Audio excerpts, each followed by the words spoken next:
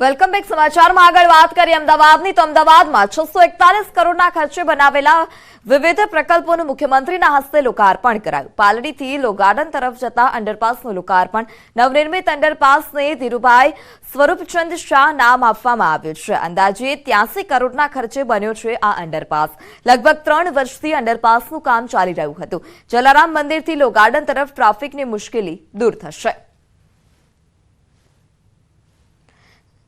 તો અંદાજે 83 કરોડના ખર્ચે આ અંડરપાસ બનાવવામાં આવ્યો છે. જલારામ મંદિરથી લો ગાર્ડન તરફ જે ટ્રાફિકની સમસ્યા રહેતી હતી તે હવે દૂર થશે. 641 કરોડના અલગ અલગ જે પ્રકલ્પો છે તેનું લોકાર્પણ મુખ્યમંત્રી ભૂપેન્દ્ર પટેલના હસ્તે કરવામાં આવ્યું. ત્યારે પાલડીથી લો ગાર્ડન તરફ જતા અંડરપાસનું લોકાર્પણ કરાયું.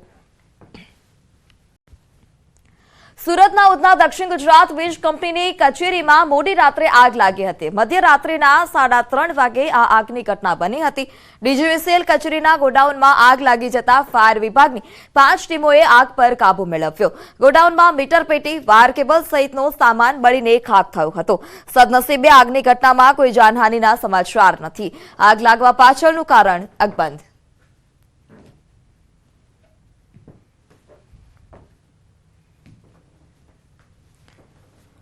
મધ્યાહન ભોજન માટે અપાતા અનાજમાંથી જીવાત નીકળે છે. મહીસાગર જિલ્લામાં મધ્યાહન ભોજનમાં અપાતા અનાજમાં જીવાત હોય તેવો વિડીયો સામે આવ્યો છે.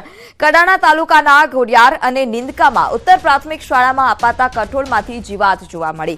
જ્યારે બાળકોને પોષણયુક્ત ખોરાક મળી રહે તે માટે અઠવાડિયામાં 2 દિવસ કઠોળની વ્યવસ્થા રાખવામાં આવે છે. તે જ કઠોળમાં જીવાત જોવા મળી હતી. પુરવઠા વિભાગમાંથી જ આપવામાં આવે છે આ જીવાતવાળું અનાજ. સંચાલકો જીવાતવાળા અનાજ સાફ કરી ધોઈ બાળકોને ખવડાવવા માટે મજબૂર બન્યા છે. મધ્યાહન ભોજનના સંચાલકોએ અનેક વખત મૌખિક રજૂઆત કરી છે. તેમ છતાં આજ દિન સુધી કોઈ નિરાકરણ નથી આપ્યું. સંવાદદાતા મિતેશ ફોનલાઈનથી જોડાઈ ચૂક્યા છે. જે મિતેશ, જે રીતે વિડીયો સામે આવ્યો છે કે કઠોળમાંથી જીવાત નીકળી, પોષણયુક્ત આહાર આપવાની જગ્યાએ આ જીવાતવાળું જે ભોજન છે તે બાળકોને આપવામાં આવે છે, શું વધારે માહિતી? જી બિલકુલ. જો વાત કરવામાં આવે તો મહીસાગર જિલ્લાનું જે ઘોડિયાર પ્રાથમિક શાળા આવેલી છે ત્યાં ગાડી જે બાળકોને અનાજ આપવામાં આવે છે તેમાંથી જીવાત નીકળી છે. કહી શકાય કે ગરીબ અને આદિવાસી બાળકો પોષણયુક્ત ખોરાક મળી રહે તે માટે અઠવાડિયામાં 2 દિવસ કઠોળની વ્યવસ્થા કરવામાં આવે છે. પરંતુ જે સ્કૂલની અંદર અનાજ રાખવામાં આવે છે તેમાંથી જીવાત મળી આવતા અનેક તર્ક વિતર્ક અહીંયા જોવા મળ્યા છે. ત્યારે પુરવઠા વિભાગ શું કાર્યવાહી કરે છે તે પણ જોવું રહ્યું. જી મિતેશ, સમગ્ર માહિતી બદલ આભાર.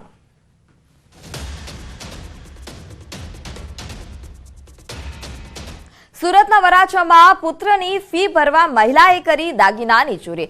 પડોશીના ઘરમાંથી 76,000ના દાગીનાની ચોરી કરી. સાયન્સ ફેકલ્ટીમાં અભ્યાસ કરતા પુત્રની 1 લાખ ફી ભરવા પેટે ચોરી કરી હતી. પોલીસ તપાસમાં ખુલાસો થતા મહિલાની ધરપકડ કરવામાં આવી છે. પાડોશી બહારગામ ગયા હોવાથી ફાયદો ઉઠાવી અને મહિલાએ ચોરી કરી હતી.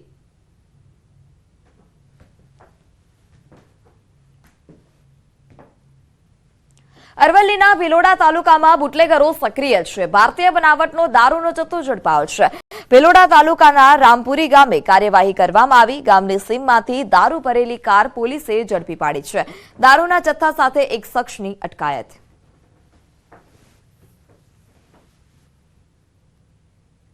વાંકાનેર મોરબી બાદ કચ્છમાં ટોલનાકા કૌભાંડ સામે આવે છે. ભુજ તાલુકાના સામત્રા ટોલનાકાને અડીને ખાનગી જમીનમાં રસ્તો બનાવવામાં આવ્યો હતો અને જેની મદદથી બારોબાર પૈસા લઈ રાત્રે ભારે વાહન પસાર કરાવી કૌભાંડ આચરવામાં આવતું હતું. આરોપીઓએ જિલ્લા કલેક્ટરના જે જાહેરનામાનો ભંગ કર્યો છે તેને લઈ કાર્યવાહી કરવામાં આવી. લોકો પાસેથી પૈસા લઈ અને કૌભાંડ આચરતા હતા. આરોપીઓની આવી મોડસ ઓપરેન્ડીની અનેક ઘટના સામે આવે છે અને અનેક તર્ક વિતર્ક પણ આ ઘટના બાદ સર્જાઈ રહ્યા છે. તો સમાચારોમાં અત્યારે બસ આટલું જ. વધુ સમાચાર માટે જોડાયેલા રહો ન્યૂઝ 18 ગુજરાતી સાથે. નમસ્કાર.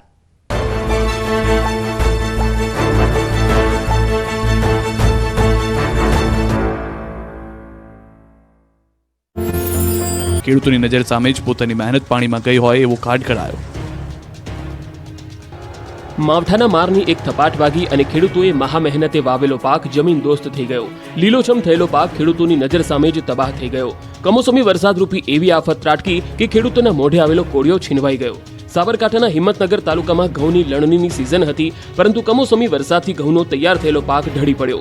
જમીન પર ફસડાયેલા આ પાકના દ્રશ્યો હિંમતનગર તાલુકાના તખતગઢ ગામના છે, જ્યાં ઘઉંની લણણી કરવાની સિઝન આવી તે વખતે જ કમોસમી વરસાદ અને ભારે પવન ફૂંકાતા તમામ ઘઉં જમીનદોસ્ત થઈ ગયા. કમોસમી વરસાદથી ઘઉંનો પાક પલળી જતા ખેડૂતોને મોટા પાયે નુકસાન થયું. ઘઉં પર ડાઘ પડી જતા માર્કેટમાં ઘઉંનો ભાવ 700 થી 800 મળવાનો હતો, જે હવે 300 રૂપિયા જેટલો ઓછો થઈ ગયો.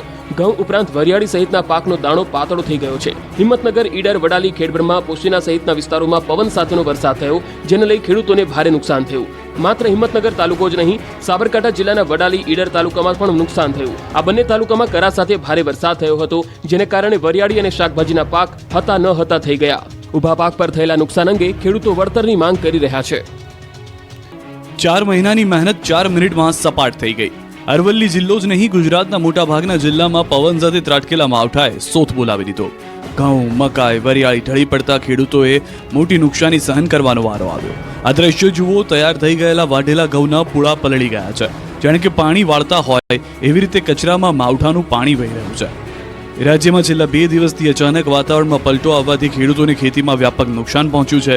ત્યારે અરવલ્લી જિલ્લામાં કમોસમી વરસાદથી ખેડૂતો મુશ્કેલીમાં મુકાયા છે. અરવલ્લીમાં રવિ પાકમાં વાવેતર કરાયેલા ઘઉં, મકાઈ, વરિયાળી, બટાકા જેવા પાકોમાં ભારે નુકસાન પહોંચ્યું. માત્ર થોડી જ મિનિટો માટે ત્રાટકેલા મિની વાવાઝોડાએ ઊભા પાકમાં ભારે તબાહી મચાવી દીધી.